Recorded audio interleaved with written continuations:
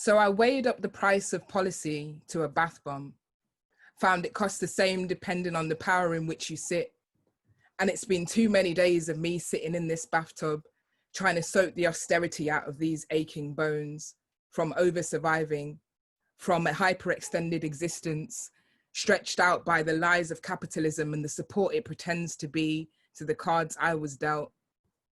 And now they tell me I can override it with an $8.99 pack of affirmations from Amazon, hashtag self-care, hashtag try harder, to break this game system set up to separate self, compartmentalize help. This is for my siblings who were sectioned out of society, screaming self-care till they was blue in the face, but still ticked blue on the ballot paper, clapped at 8 p.m. later, said to the broke single mother, you just need to take some more time for yourself. Said to the queer and trans kid, but self-care is coming out, not knowing the state of the room outside of their closet. This is for my sick babes, to the hot crips who searched for the solace from shame and self-care and find themselves still searching. Cool. So that was a poem that I wrote just this morning, because that's the kind of angst that I live in. But yeah, so I just wanted to talk a little bit about why I chose to talk about this. So the title of this talk is Self-Care and Other Lies We Tell Ourselves. And this has been something that I've been thinking of for a long time. And it kind of spurred actually about 10 years ago when I was actually had to drop out of university because I was really, really ill. And I spent about 6 months in bed. And unfortunately, I lost my sight. I couldn't walk. I was waiting for quite a big operation. And my parents, from a working class background, both worked full time, were having to look after me. And I was just like literally 19 in bed, sitting there for ages thinking, what is my life? When is it going to change? And for some reason, people kept sending me coloring books and lotion. And I was like, I mean, out of all the things that I need in my life right now, I'm not going to sit here lotioning up my legs and coloring in. Do you know what I mean? I mean, it might work for some people. I'm not trying to say that coloring books are not great, but it really made me start thinking about the ways in which we have commodified self-care. And that was 10 years ago. So if you think about now, that's grown so much. And I often sit on Instagram and look at self-care and think, this is just not the space in which I live as a Black, queer, disabled woman in the society now, where the way that self-care sits doesn't often feel accessible to me. So I'm going to talk about 3 things, and that's some signposting. Shout out to Meg, who's always getting me riled up in those presentation coaching. Meg, post your stuff in the chat because everyone needs to go to Meg for some presentation coaching. Meg coached me through my first TED Talk, and yeah, I'm forever grateful for that. So yeah, I'm going to talk about 3 things today. So the first thing is the myth of self-care. Second is what community care isn't, because I think I spoke in my little drop down about how I think that we can move from a place of just self-care into community care. So I'm going to talk about what self-care, what I feel community care isn't. And then the last bit I've entitled Rage Against the Self-Care Machine. And I don't know where that's come from because I never listened to Rage Against the Machine, but apparently that's me now in quarantine. So we're just going to have to live with that. So the first thing, the myth of self-care, this is what I feel that is a self-care myth.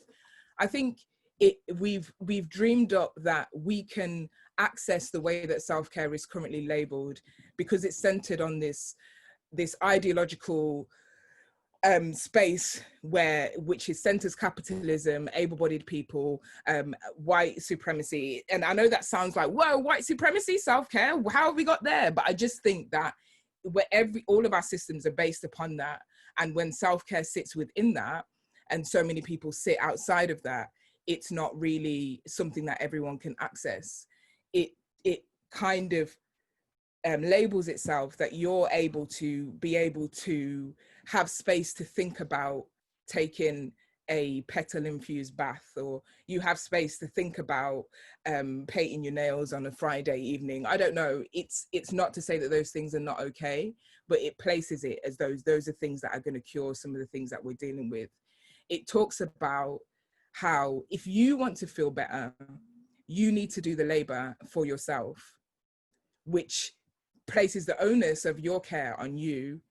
And I just think that if we're going to really think about how we're going to move forward in this space, we can't place we have to move into a compassionate space where we're not kind of chastising people for not caring for themselves, because actually the survival and the thriving of everyone is not based on them, it's based on all of us.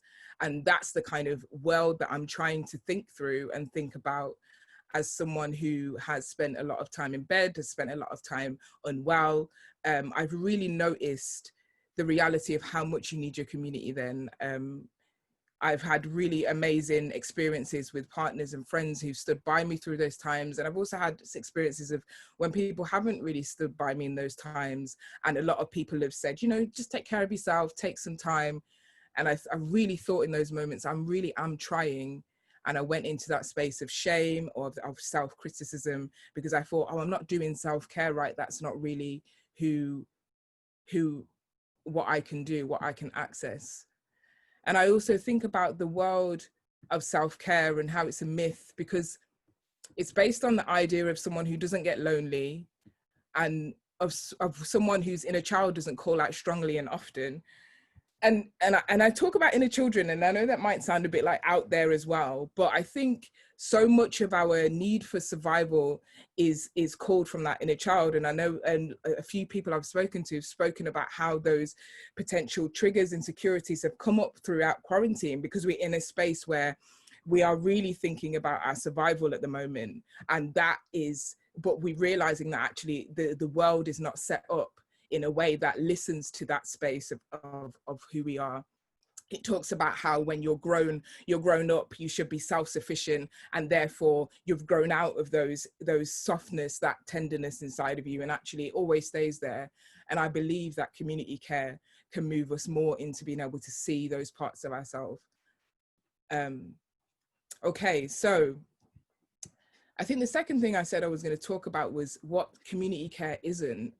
And I know I could talk about what community care is, but I think that would suggest that I know exactly what it is when I don't actually know what it is. And the idea that I myself could sit and talk about community care kind of negates the whole thing of community, because we have to create these kind of things together. And so these are just some thoughts about what I have started to think about that community care isn't, that might allow us to start thinking more about what community care is. So I thought first and foremost that community care isn't a never-ending critical loop of self-care, because that obviously is not, us sitting around slandering self-care also is not going to get us anywhere. And also I just wanted to speak there a little bit to critique as well, because self-care really celebrates the individualist person, which means that we're constantly critiquing each other about how, even in activist spaces, how we're doing what we're doing and how we're challenging what we're challenging.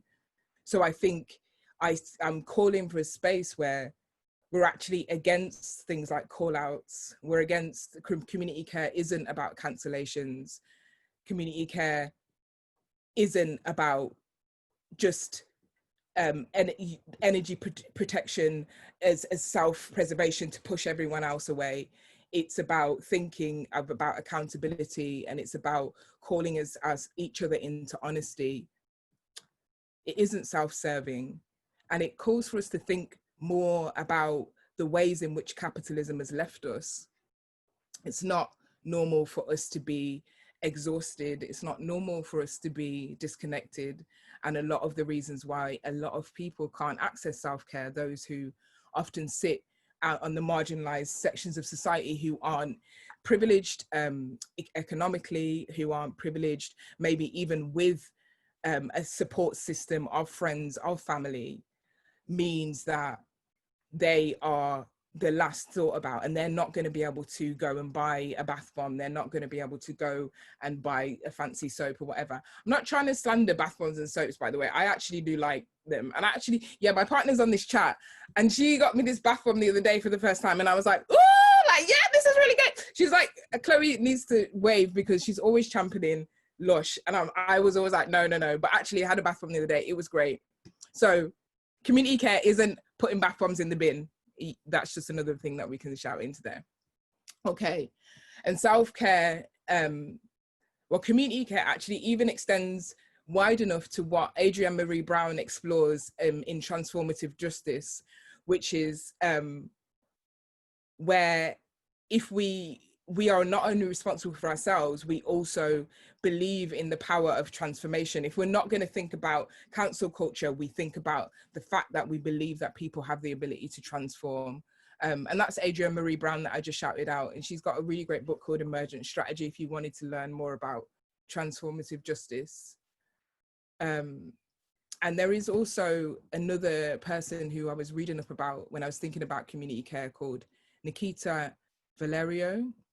And she talks about something which I thought was really important about community care isn't just about going to someone's art opening. It's about being committed to being there for people. It's about being there for people without them having to take the initial step. It's about adopting an ethos of compassion and very intentionally applying that. And I thought about how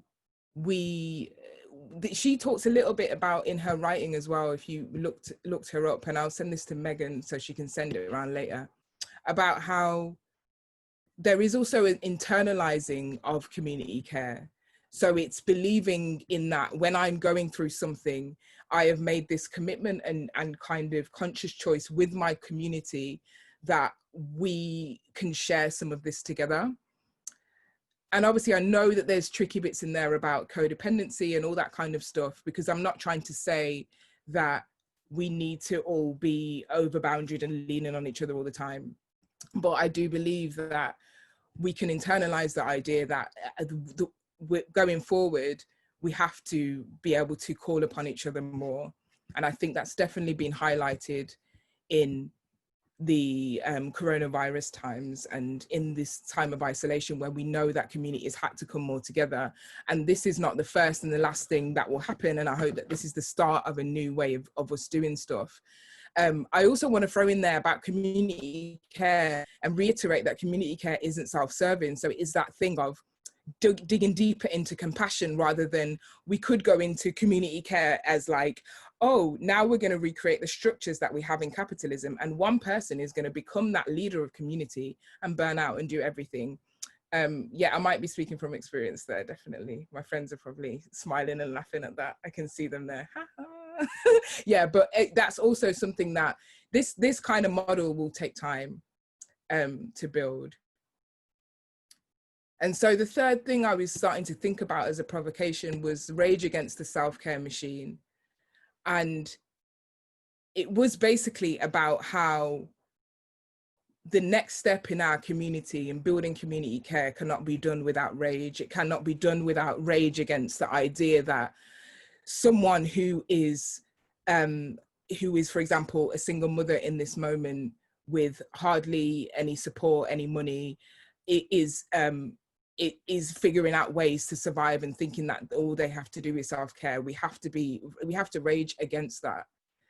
And I think that it really does need that level of kind of anger and frustration in order to really, really fight for our community.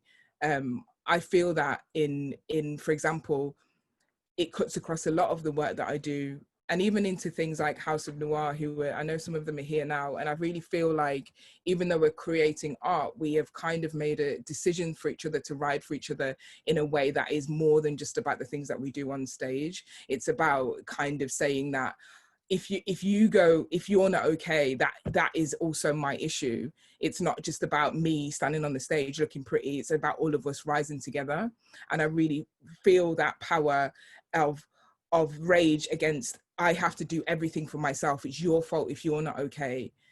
And especially for my sick and disabled folks, because I spoke a little bit in that first poem about the shame that comes from the words that sit within care. You know, there's care, there's personal care, there's support, there's lots of things that some people actually need just to do the baseline of feeling like they have the dignity and independence, because community care is not the opposite of independence. Care shouldn't mean that means that someone has to lose their sense of self, and that when we're working through that idea that care, if you need care, it comes also with shame, I really feel like we'll be able to move to a place where we create community that is really based on compassion and really based on seeing each other as we are, and allowing for space of growth and expansion and truth, really. Okay, thank you. I hope that some of those things that I said will provoke you to think about stuff. And yeah, this is weird because I felt like I was talking to myself, but yeah, obviously, hopefully you were listening and it was all great.